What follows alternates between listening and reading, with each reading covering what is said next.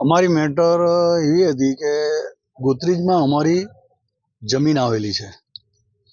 એ ગોત્રી વિસ્તારમાં એટલે ગોત્રીજમાં અમારી જે જમીન છે એમાં અમે તારીખ 19મીએ અમે ફરિયાદ ફડાયેલી.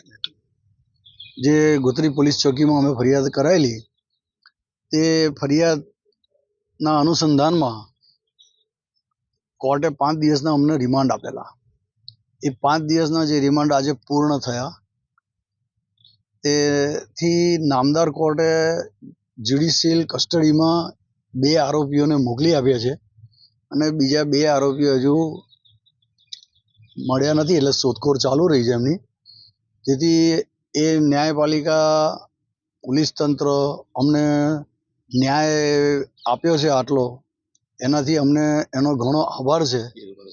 અને અમારી આ જમીનમાં ઘણા ટાઈમથી આ ચાલતું હતું મગજમારી, તો અમને પોલીસનો ન્યાયપાલિકાનો અમને જે આટલો ન્યાય આપ્યો એ બદલ અમે ઘણો આભાર માનીએ છીએ. સમગ્ર મામલો શું હતો?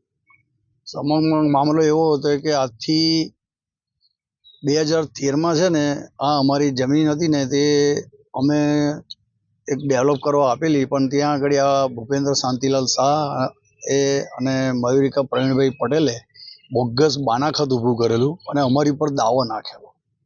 એ દાવાના અનુસંધાનમાં અત્યાર લગીને અમારા કોર્ટમાં મેટર ચાલતી હતી.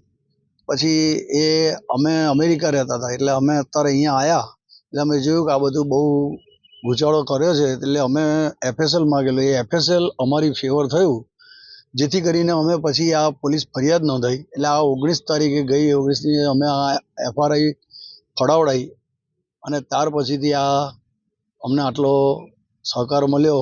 જ્યુડિશિયલ કસ્ટડીમાં એ લોકોને મોકલી આલ્યા અને પોલીસ તંત્ર અને ન્યાયપાલિકા અમને ઘણો સહકાર મળ્યો, એટલે ઘણું સારું થયું. શું નામ છે? શું? મારું નામ દિલીપ ભગવાનદાસ સોની.